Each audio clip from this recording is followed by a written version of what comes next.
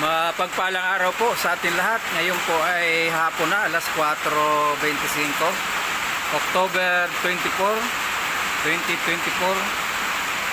Palakas po ng palakas ang hangin. Ayan, kaya yung mga may plano po na umalis ng bahay, ipagpaliban na ho muna natin. Dahil medyo masama po ang panahon pa. Lalo na may mga lugar pa na medyo binabaha.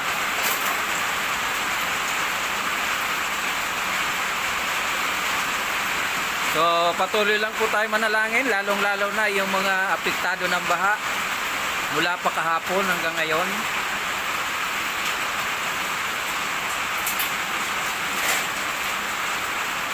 Sana walang mangyaring masama sa kanila.